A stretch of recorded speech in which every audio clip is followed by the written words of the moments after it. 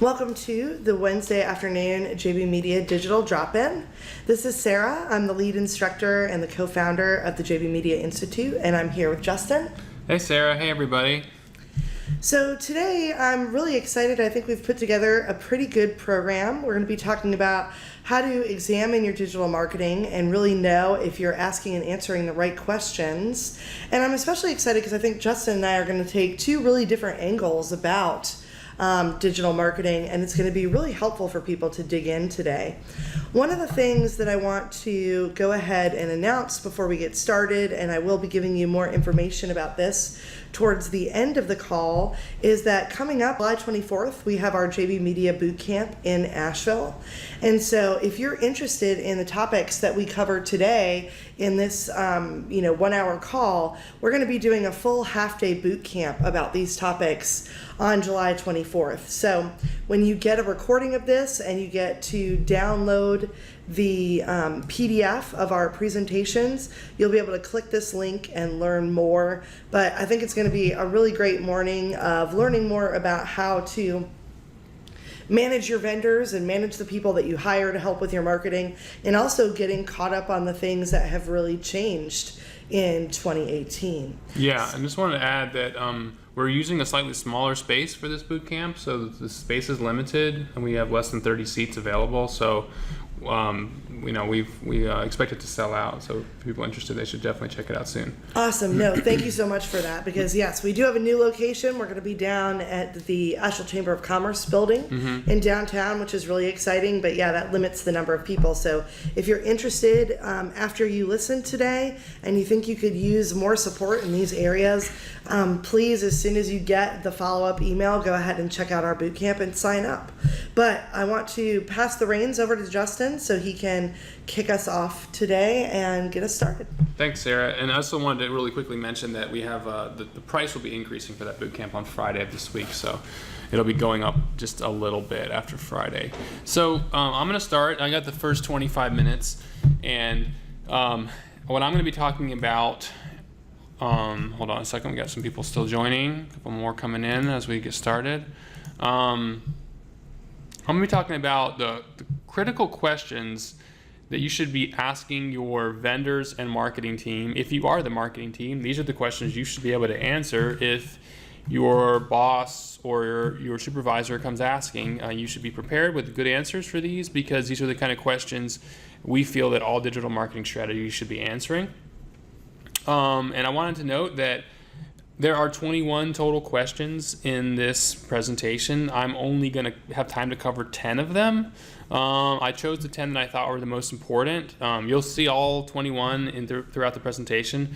I'm going to be going, so I'll have about an hour and a half at the boot camp on the 24th, and so I'll be covering all of them then, and also there'll be more time for Q&A. So whereas I'm going to be doing 10 questions now in 25 minutes, with probably only a few minutes, if any, for Q&A. On the 24th, I'll have time to do all 21 questions, and then probably have 20 to 30 minutes for Q&A. So that's just the nature of the time we have, and wanted to give them as much value as possible. So the questions are in 5 categories: SEO, social media, Google AdWords, PR, and email marketing. My areas of expertise are most strongly in the first 3, and I have less experience with the last 2, but of course I'm overseeing, as the director of strategy, I'm overseeing all of the efforts that we do at JB Media for all of our clients, especially the largest ones where we're doing everything. So I'm involved in making decisions and reporting to our clients on all these efforts, and therefore I've created these questions that we try to answer as much as possible with our clients, so that we can share that with our students as well. So to begin, let's jump into the SEO questions. The first question is simply, what is the overall strategy? The next question is, what's the plan for new content? How are we building new links? How are we supporting local SEO? This is only relevant if you have a physical location, but if you do, it's really important. And our site speed, time on site, and click-through rate be considered and addressed as part of the strategy. So today I'm going to be covering number 1 and number 3 as the 2 areas that I think are the most important, and sometimes number 3 can be overlooked, so I want to make sure we talk about that. So the strategy should include a plan for HTML formatting, metadata, optimization of existing content, new content development, and measures to include site authority such as link building. So a full SEO strategy for a non-local business would include these 5 areas. And if it's not covering these 5 areas, then it's not a full strategy in my opinion. So you know, I don't have a ton of time to cover each question, so I'm not going to go into a lot of detail, but these are the 5 areas that I think should be covered.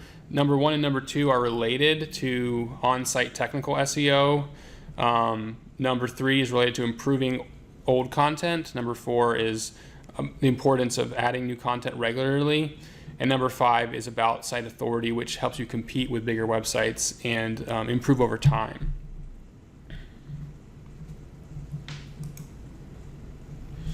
And I feel like if you're working with outside vendor or if you're managing internal resource and you ask them to kind of explain the strategy and they can't respond within 24 hours or shortly thereafter with some explanation that includes a lot of these things, then they're probably not doing a full SEO strategy. They're probably just cherry picking what they know best or what they're most comfortable with.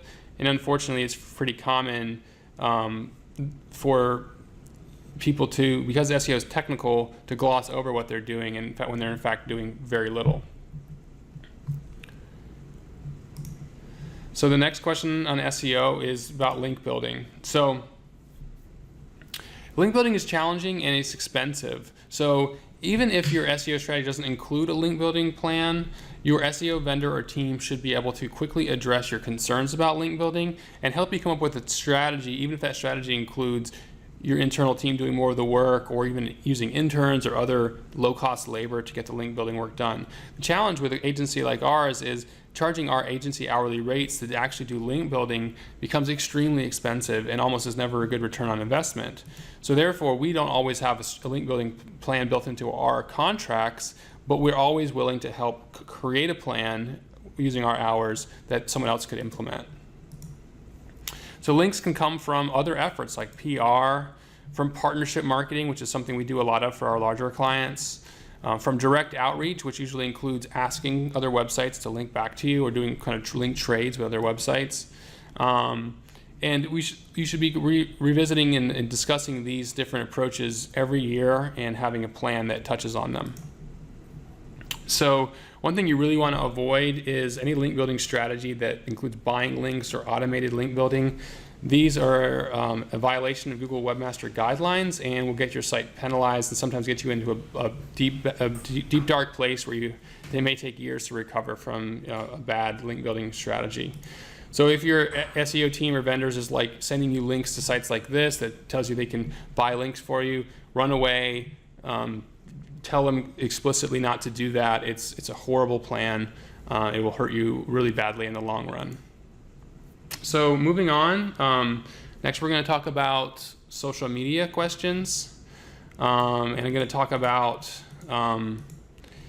these are the overall questions, the 4 questions I think are most important. What's the strategy? What platforms are prioritized? What's the frequency?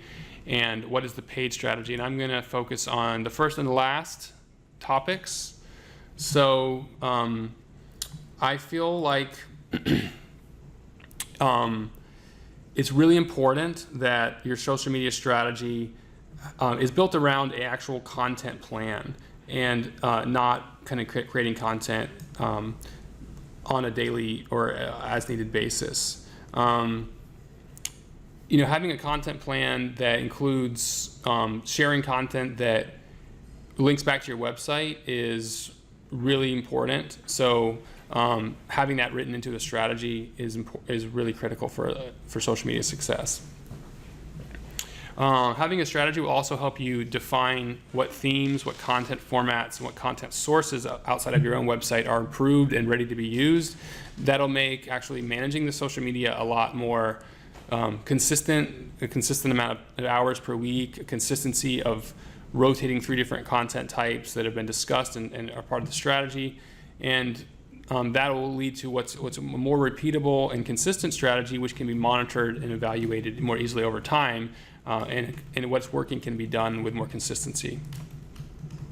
Many amateur or inexperienced social media managers have more of a fly-by-the-seat of their pants approach to social media, where they're just posting stuff that they think of on the day of, or creating content a few days at a time without an overarching plan, without monitoring traffic, without monitoring any sort of conversions or goals. And this usually results in stagnant strategy that doesn't show much improvement over time. So we use, for all of our clients and for our own approach, we have content calendars where we write usually anywhere between 2 weeks and 4 weeks of content at a time. I just happened to pull a screenshot here, and this is our own social media calendar from April and early May, and just randomly I chose one that includes the announcement of my wedding, which was the last Sunday of April. So it's like, as part of the approach to talk about things happening at the company, to talk about events and things that are related to our business, and I have a task every month to share with our social media team the events where I'm speaking so that they can make sure they fit in. It's organized, there's a strategy behind it. We have advertising campaigns around events like this. Some of you may have learned about this specific webinar from an ad campaign that we ran. So that's all part of our strategy, and it's very strategic to get the goals we want. So the next topic on social media is paid strategy. I think that social media advertising, especially Facebook for most businesses, is critical. We pretty much at this point won't take a social media account if they don't have at least a couple $100s a month to spend in Facebook advertising, or at least one type of digital social media advertising. For B2B businesses, I see I have a little typo there. For B2B businesses, LinkedIn often replaces Facebook as the most important social network for advertising. Pinterest and Instagram are increasingly becoming valuable for many businesses, and either as a replacement for the other two that I mentioned, or as a standalone strategy. We have a few clients that are looking at only doing Pinterest advertising as they want to test the waters before trying other networks. That works really well for certain types of e-commerce business that are targeting the female demographic, where it's a little easier to create that interaction and conversion that you're looking for. And I believe that most businesses should be spending between 10 and 25% of their digital ad budgets on social media advertising. Or in fact, in some cases, 25% of their entire social media budget. We have a few clients that spend 80 to 90% of all of their advertising budget on social media. So that's something that's important to consider. And if you're not doing that, you may be behind the times as far as your approach. And if your vendors and or internal teams aren't reporting these are their approach and these are their strategy, then they may not be up to speed. And this is what I referred to earlier. Ignoring Facebook advertising is an outdated approach. It's very difficult to get organic reach these days. So I think it's important to make sure there's a strategy in place. And Facebook advertising, the simplistic approach to Facebook advertising is just boosting posts, but a well-rounded strategy usually includes 3 or 4 different types of advertising. And so having a company or a team in place that knows how to use these different strategies in a good blend is really important. So building the size of the page through likes ads, driving traffic through traffic ads, driving engagement through boosted posts, these are all important. Promoting events, they're all different types of strategies require a different understanding of the platform. So I would say it's really important to have a balanced approach. So moving on to Google AdWords questions. AdWords is more of a technical and more of a nuanced organizational platform than some of the others. So it's really important that the organization and strategy is in place that will drive long-term results. So some of the questions that we ask, or we like to make sure that our students are knowing the answers to, are: what are the campaigns and ad groups that are in play? What are the keywords that are receiving the most clicks? What's the average cost per click? What are the calls to actions or conversions? and is there an approach to display or video ads, which all run through the same platform within Google Ads. So for this conversation, I'm going to focus on the first and fourth question, which is the campaigns and ad groups, as well as the CTAs and conversions. So your AdWords team should be able to quickly list the ad groups and campaigns, and they need to logically line up with your overall promotional goals and marketing priorities. So we want to look out for accounts that only have one campaign.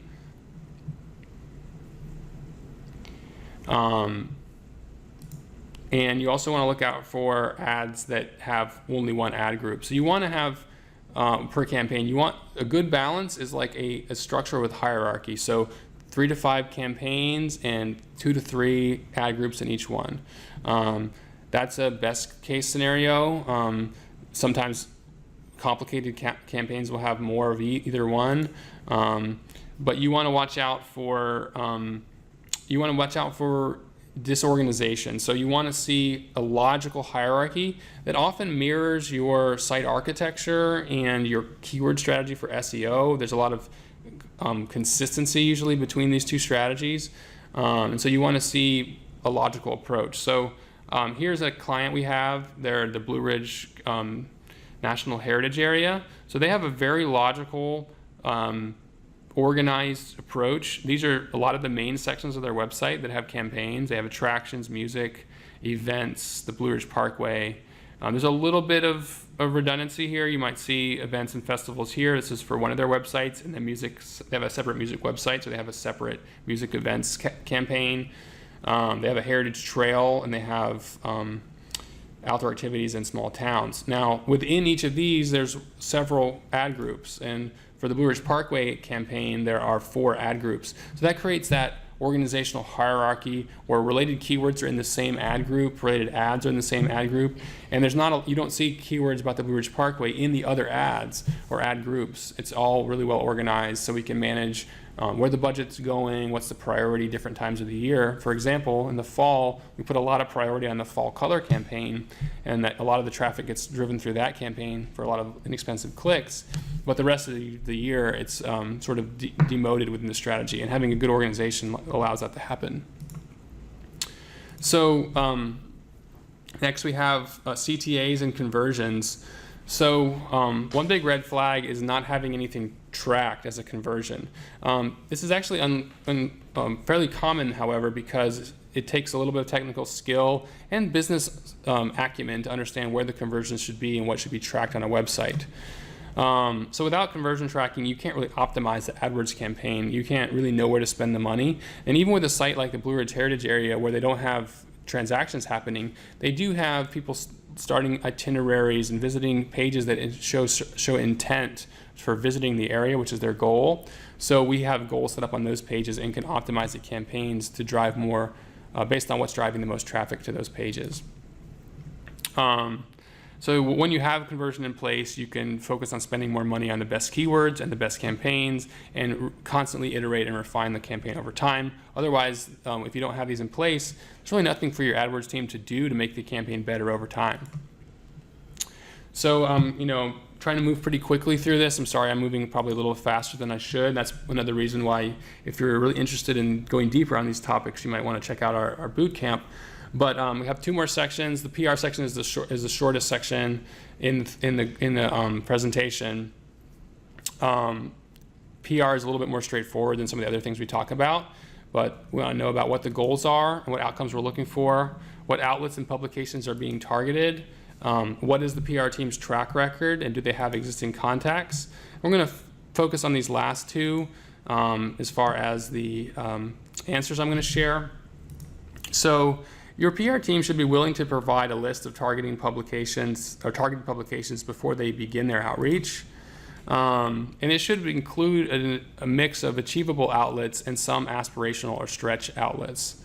Aspirational or stretch might be ones that would be really great to have, but maybe where they're bigger, where a relationship is less strong, or where it's maybe harder to make it into their overall mix. PR is all about relationships, and good PR firms or even internal PR people have existing relationships with about 50% of the publications that they want to reach and a plan to make relationships with the others. So it's also true that if you hire a PR firm that worked really well for one of your peers or competitors in one part of the country, they may not have any relationships in your region, so therefore getting momentum may be really difficult or impossible if they work for you. And it's wise for the PR strategy to include the PR team attending events where the media will be in attendance, as well as very aggressive but tactical outreach to make relationships. So trying really hard to build new relationships is part of the strategy, not just doing cold outreach and blasting out press releases. All right, so we're on to the last section, and this is email marketing. This is a topic that I really enjoy, but I'm not necessarily as knowledgeable about. So I'm gonna focus on a few questions here, including overall strategy, open rate, and growth. So for this conversation, I'm going to focus on the first two, overall strategy and open rate, and we'll go more into growth strategies at the boot camp. So what is the overall strategy? Most organizations focus on 1 to 2 email campaigns per month, so there should be a strategy in place to cover that amount of content. The strategy should include distributing new content on your website and new events that are published to your website as well. This approach keeps a focus on driving traffic to your site. It should be a red flag if a lot of resources are being used to create new content for your emails. You shouldn't be writing articles, blog posts, and things of that nature that only appear in email. It's a wasted effort. Those things should be published on the website, performing values that span across SEO, social media, maybe even be part of your PR strategy, and then they become this cornerstone of your email campaign rather than creating those pieces of content separately. Certain special promotions may require custom content, but even those can be created as landing pages on your website so they can be leveraged across multiple channels, multiple platforms, not just email, and therefore you get the most out of the time and effort. So this is an example of one of our customers, one of our biggest clients where we do the most email work. And this is a content newsletter, and the first piece of content in the newsletter is a story that we wrote on the website. And then there's a ticket promotion and another campaign, and actually is cut off, but there's actually more stories farther down. And none of this stuff was produced just for this email campaign. This all appears on the website. It all appears in our partner marketing monthly packet we send out to the partners. And these graphics even appear multiple places as well. So these graphics weren't just created for the email. They're used for Facebook ads. They're used to send to sample Facebook posts to partners. So we're not spending time building things just for the email campaign. And lastly, what is your open rate? So this is an important metric for success, and your email team should be able to answer that quickly. And they should also be able to have to articulate their strategy for growing it over time. Some things they could be doing to grow it is strategically testing subject lines and learning from what performs better for your audience. Also segmenting out users who have been inactive for several months, or otherwise segmenting geographically or based on other data we have about our lists in order to get a better open rate. And then optimizing the emails with fast loading images, big buttons, clear design elements so that they work well on all devices, that they load quickly, and that there's a lot of value present in the email so people will want to open it. Here are some benchmarks for different list sizes. Lists that are under 15, around 15% for open rate for lists under 10,000, 12.5% for lists between 10,000 and 50,000, and 10% for lists over 50,000. We often see for lists under 1,000, 30 to 40% open rates, and for lists between 1,000 and 10,000, between 20 and 30%. That is common for the smaller lists, and I know that a lot of our students have smaller lists, so I wanted to share those numbers as well. So that's it for my part. I think we're right about on time. I think we should save questions for the end to make sure I give Sarah plenty of time to go through her stuff for the presentation. But I'm sorry for the fast pace. I wanted to make sure I got through a lot of material. We'll be sharing the slides, which will have all that content. And then, as I mentioned before, on the 24th, I'll have a full 90 minutes to go over additional topics, spend a little bit more time on the specifics I just described, and answering the other 11 questions, and having probably 20 to 30 minutes for active Q&A and helping people solve any issues that they actually are facing with their business. Awesome. Thank you so much. That was really excellent, Justin. I have to say, I'm always impressed with the different things that you do, but I think that's just such a clear kind of outline of how to talk to people about what it is that you've hired them to do. And we do have one question from Ashley, which is just, she's curious about suggestions on how to segment out users who aren't active. Well, within programs like MailChimp, it's extremely easy. You can create a segment, and one of the most popular options is like how frequently they engage with your emails. So you can segment out people who haven't engaged with the last, and it's like a variable. You can put any number of emails in there, or any time span. You can say who haven't opened the email in the last 90 days, the last 6 months. You can say the last 5 campaigns, the last 15 campaigns. You can change it. You can try different things, and then it doesn't remove them from the list. It just doesn't send the email to those people, and that increases your open rate. And it makes it basically MailChimp scores the health of your account based on open and click rates. So if you have higher rates, you're going to get a better score, and then your account will be healthier. And if you get any sort of spam complaints or any sort of issues, you're less likely to be suspended if you have a really healthy account. Mm-hmm. I was going to say too, most of the email programs out there now, you can segment out the people who haven't been opening the emails or haven't looked at them in a certain amount of time. You can also send campaigns directly to those people. Yeah, you can send campaigns. The very basic example would be like, "We miss you," and like, "Are you still interested in our emails?" as a subject line, and then they open it, and you say like, if they open it, then they're automatically re-engaged, and they're no longer on that list immediately. But you can also say, "We miss you. We'd love to have you back. Here's a coupon," or "Here's a special offer," or "Did you know about this new thing we're doing?" Yeah. And drive some engagement. And if they don't even open that one, then that's a pretty good indication that they're probably not ever going to open your emails again.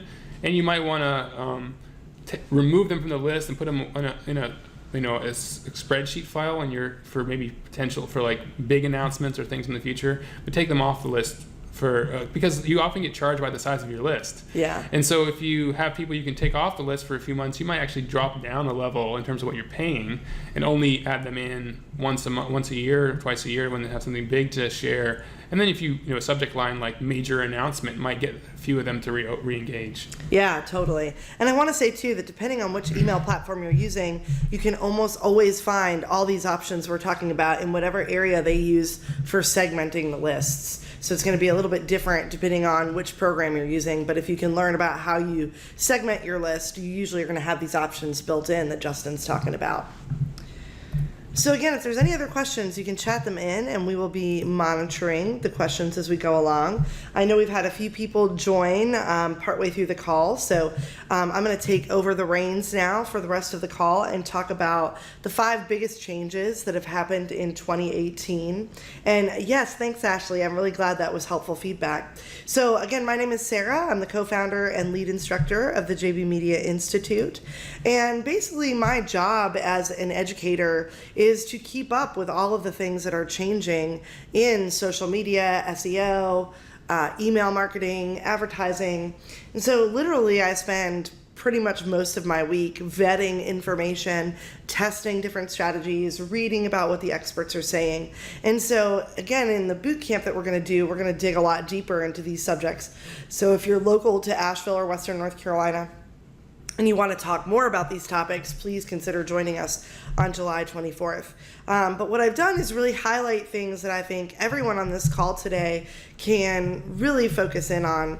And I want to just put one little piece of kind of core advice to all of you.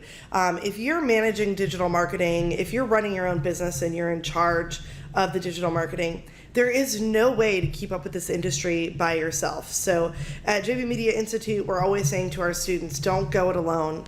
Whatever that means for you, figure that out, because it becomes really, really difficult to try to be the only one, reading information and deciding on strategies. And literally, I feel like it's now impossible for one person to handle all of this. So, that's just something that I want you all to think about. It might be the Institute, but it also might be just trusted websites or something that you follow every week to keep up with it. And Elizabeth, I see your comment. That's interesting. Most of the time it resizes. So are you sure that you can't adjust the view of your screen? You might be at, not at 100%. You might be bigger. But I don't think that we can control that. You might need to adjust the view on your actual screen if the slides are too large. Again, everybody will be getting a recording of this. You'll also be able to download the slides. So hopefully you can go back and review some of this information. So again, I've highlighted these top 5 things that I think are really important. And again, please feel free to jump in and type in questions to the chat, and we'll see how many of those questions we can get answered today. So the first change I want to talk about is conversation in social media. So conversation is really the key to social media success. And when I say social media success, what I mean is getting higher in the news feeds of the people that are following you. So on January 11th, Facebook said that the latest update would prioritize posts that spark conversations and meaningful interactions between people. And they talk a lot in this. When you get this, these slides, you can click on that link and read this announcement.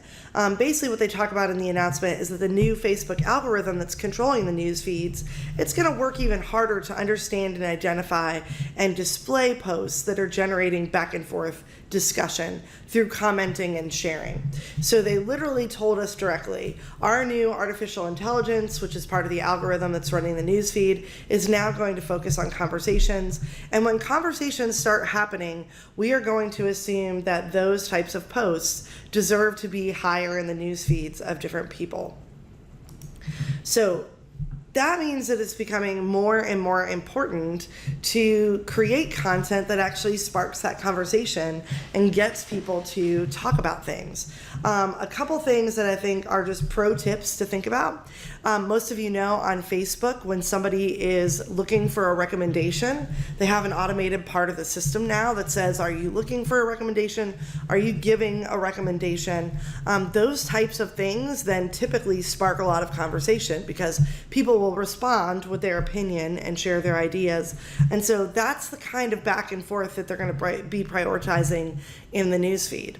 So think about that. If you're running a Facebook group and you have really active members and they are talking back and forth about different things, then those types of interactions and posts are likely to trigger notifications and likely to show up in the newsfeed higher to the people that are members of that group. So again, the more activity of back and forth that we can create, the stronger our content's going to be. So I think we all have to be thinking about that this year. The second change, so live video is blowing up, people.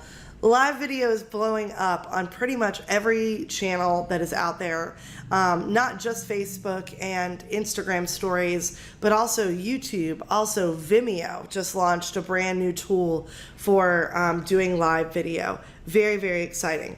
According to Facebook this year, 78% of their users are already watching live stream videos. Users spend about 3 times as long watching live stream, and they comment 10 times more on live video.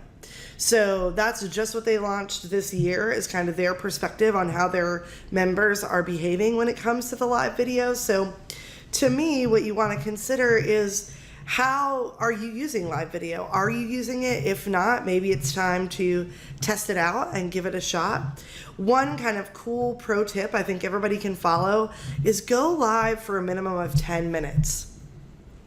So what they're seeing in the studies is that the sweet spot is actually somewhere between 15 and 20 minutes. Right? And so you can go live for 2 or 3 minutes, but when you really want to generate engagement and you really want to generate views, they're basically finding that you need to invest minimally like 10 minutes into the live stream. And it's really important that when you go live, a lot of times you have a clear purpose for what you're live streaming. So especially when you're doing it as a business, right? You really want to think about, what am I live streaming? What are the benefits? What are the value for people? How can I make sure that when they start to watch it, that they immediately understand why they should stay and they stick around? So give that a shot. If you haven't done live streaming yet, give it a shot. Start out with something, of course, in the beginning, if you want to just test things, you don't have to go for 10 full minutes, but then come up with some ideas of things that you could share and give it a try. Push out 10 minutes of that content and see how many views you get, see how many comments you get. You can also try announcing it beforehand, right? And letting people know that you're going to go live so they can put it into their schedule. The third thing that I think is really strong, and I will say, I could spend a lot of time talking about the changes on Instagram. As an educator, personally, I love social media. Instagram has moved at a pace that is almost stressful in 2018. I literally feel like every week to 2 weeks, they launch a new feature or a new tool or something cool that they're doing. But I think if we look at all the things they've launched in 2018, one of the coolest things that they added, if you're doing Instagram advertising and Facebook advertising, is that you can now advertise straight from the app. And I still think there's a huge amount of value in understanding the Facebook ad manager and using that for a portion of your campaigns, really creating your audiences so they're extremely targeted and clear, doing custom audiences and things like that. But you'll see from the screenshots that I'm sharing, you can also now click create promotion inside of your app. Then it's going to take you into this area where you fill out all this information, and then you get to choose what your objective is, just like you do in the ad manager. So do you want more people to visit your profile? Do you want more people on your website?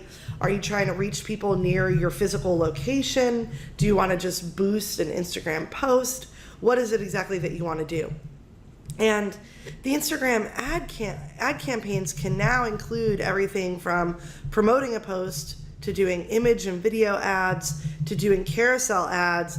And one of the most exciting things is their stories ads. And all of that has been in existence for a little while, but they have really amped up their game, made it simpler, more straightforward. I'm excited this year to hopefully do some testing on Instagram stories ads and see what kind of results we can generate out of that type of advertising.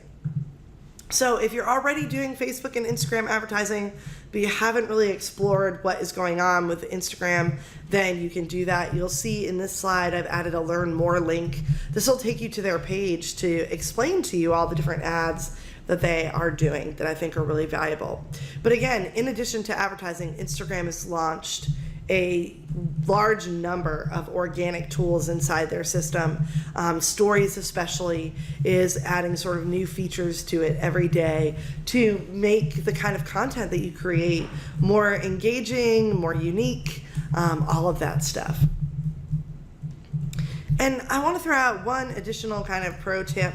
If you are not using stories, like I said, definitely give yourself a time frame in the next 3 months for testing them and seeing if they enhance your content strategy on Instagram. Also, I think when it comes to stories, really think about how you can bring people into a moment and create that urgency, right? So a lot of times when you're trying to move into the Instagram stories world, people get a little bit confused about what type of content is good for just a regular Instagram post, what kind of content is for stories. And I think stories, you want things that are really in real time, really exciting, and give people a reason to watch them right now before they disappear. And Shannon, I see your question. I have been unable to get Instagram to approve job postings that I try to advertise. Do you have any suggestions? So can you tell me a little bit about, I guess I'm wondering, do they tell you at all why they're rejecting it? Because usually if you're doing it in the Facebook Ad Manager, it will tell you exactly why they're rejecting the advertisement. So it might be that there's too much text on the image. Do they give you any type of feedback? Or are you trying to do this through the actual app on Instagram? And I'll give you a minute to type that response. Yeah, so they're just saying that they don't meet the criteria for postings, but don't give any specifics. Yeah, off the top of my head, I'd have to go and look. I mean, I would suggest that you look at the advertising specs, the requirements that they have. Those are posted on the Facebook business page. Do you know at all if they limit job postings in general? I don't think that they limit just job postings in any way on Instagram. Yeah, I'm not familiar with that being a limitation. So my feeling is going to be that it might be that there's too much text in the ad. Potentially, also there could be image requirements that aren't being met that would sometimes stop things. But yeah, I want to invite you, if you'd like to, you can email me after this call. If it's possible, give me a screenshot of the ad that you're trying to run, and I'm glad to review it and see if we can identify what the problem might be. If you go into the ad manager and show the ad that you tried to post, you can usually screenshot it so I can take a look. And my email is at the end of this presentation, so feel free to reach out. I can also send you that link that I'm talking about that sort of gives you their requirements for advertising and what it is that potentially might not be working. Yeah, no problem at all. I know that I have that link right on my other computer, so I'm glad to share that. So number 4, one of the biggest changes for SEO, search intent. Search intent is the heart of effective search engine optimization at this point. So in the past, when we've talked about SEO, and I've been in this industry since 2003, was when I first started working in the search engine field, really keywords were the focus. Keywords were the heart of everything that you did. But the truth is, at this point in the game, search intent is what the artificial intelligence is really trying to understand about people that are using search engines like Google and Yahoo and Bing. So when we talk about search intent, what we're talking about is the reason that any person looks for a particular location, query, topic, product, or answer on their mobile device or computer. So it's literally what drives them. It's their literal reason for typing something in. And that search intent relates directly to the keyword intent. So if I'm ready to buy, then I might actually type in a keyword phrase that says the word buy, right? Because I want to buy something right now. If I'm just trying to learn about a topic, then I might type in questions that are more educational focused into the search engine.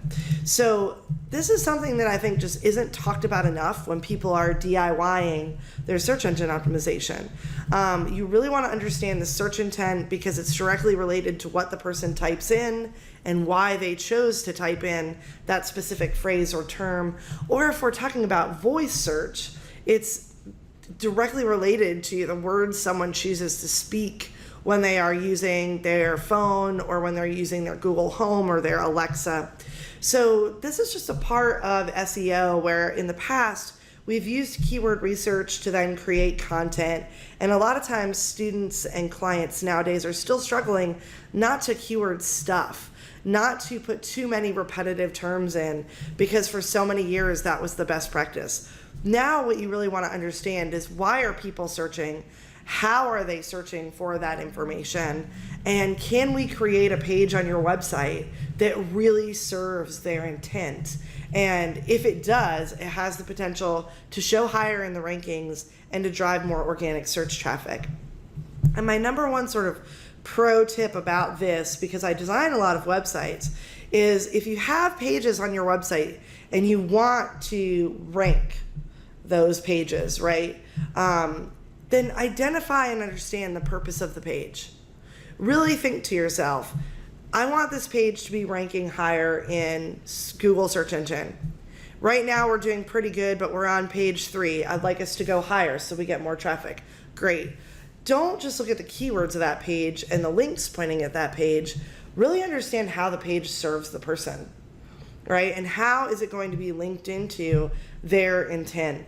This is just something that I think can be overwhelming for people, because if they are, that they have a large website, or, they're building a new website with, let's say, 10, 20, 30 pages, it's hard for them to think about having the time to go through and identify a purpose for every page. So don't necessarily do that if you don't have time. Prioritize the top 5 pages of your website. Prioritize the top 10 pages of your website that you are already ranking, or that you want to rank pretty high and have the opportunity, and then really understand the purpose of the page. And not only implement keyword content, not only make sure that you're getting more links to those pages, but make sure the design, the layout, the content, the way you're talking to the person on the other end really says, we have what you need. I just feel like at this point, people make that judgment about whether or not the page they landed on meets their intent. They make that judgment almost instantly. So it's, brings together usability, great content, keyword architecture. All these things have to come together now. And it's unfortunately means that SEO is a more complex formula to do on your own, but it's still a really valuable thing to think about. And then finally, one of the biggest changes going on in the world right now, especially in advertising, is Google AdWords has gotten a whole new look over the last year, and they are about to do a big rebrand. So Google AdWords is going to become Google Ads. You can see their new logos over here on the left-hand side. This change will actually be happening on July 24th. And there's 3 things I want to highlight about Google AdWords that are awesome. One, their user interface is simpler and more mobile friendly, and basically just easier to use. So if you have used AdWords in the past and it was confusing, their system is still pretty robust, but it's a lot easier on the eyes now. For YouTube and Gmail ads, which is sort of a specific part of the advertising that you can do inside of AdWords, they've added something called life event targeting. So now if you want to target people with YouTube ads that have just graduated from college, or just gotten married, or are getting ready to move, you can start to target people based on that. That gets me really excited, because I feel like AdWords is starting to realize they have to compete against things like Facebook advertising, which means behavior and interests are going to come more into play as they move forward when it comes to kind of targeting your audiences. So those, I think, are 2 big things to really kind of take a look at. And as we see this change this month from Google AdWords to Google Ads, what we're going to find is a lot of different tools coming together all under one umbrella. So they're not necessarily going to massively change everything. I think, there's a lot of different things that have been part of AdWords over the years, and what they're going to do is try to really make your experience in using the Google advertising platform more seamless and straightforward. So if you're already doing social media ads and using video in your ads, one of my pro tips for the next few months is consider doing video ads on YouTube. It's a sort of uncharted territory for a lot of small businesses. But I think in 2018, if you're a YouTube user, you've seen a lot more local businesses capitalizing on video ads on YouTube. And so think about how you can take what you're doing on Facebook or Instagram or Twitter with video advertising and move it into the world of YouTube. YouTube is the 2nd largest search engine in the world, owned by the largest search engine in the world. So there are huge markets there, and there is a lot of cost-effective ways to work within the advertising platform. So I know we've got a few minutes. I want to open up for questions, anything additional. Again, Shannon, I invite you to please email me at your convenience. You can reach me at Sarah, S-A-R-A-H, at jbmediagroupllc.com. That will also be in these slides when you receive them first thing in the morning or later today. But while I'm giving you guys a minute to chat in any questions about these 5 changes, I just want to remind everybody, especially those of you who joined partway through the call, we have a number of educational opportunities with the JB Media Institute coming up. If you're in the Asheville area, July 24th, we have our JB Media Boot Camp, and that basically will cover in depth what Justin and I have shared today in a half-day boot camp. So if you want a deep dive, think about joining us. And thanks so much for sharing the link to Eventbrite. Also, we have a new cohort for the JB Media Institute starting that same day. So if you want to really dig into creating your own digital marketing plan, our next cohort launches July 24th. You can do everything online, be a part of our classroom and our community. And of course, we will also be sending you guys a little announcement about our next digital drop-in, which will be on August 8th, which is free as usual.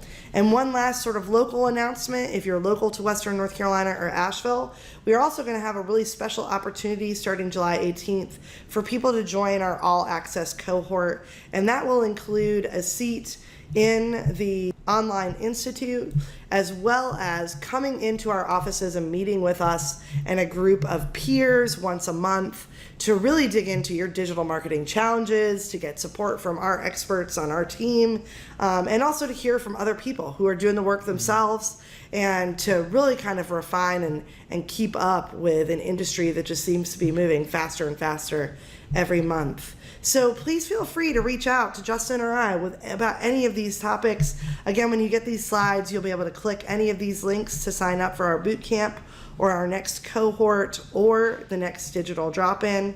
But thank you all so much for joining us today, and I'll stay on the line here for just a couple more minutes if anyone has any additional questions. Again, we always appreciate having so many of you join our digital drop-in. You can expect an email with the recording and the slides later today or first thing tomorrow, and good luck with all of your digital marketing efforts. And thanks so much, Jen. Yeah. Hopefully, one day we'll be traveling around a little bit more, offering different things. If you're out of the area, always hit me up if you're interested in bringing a class to your region.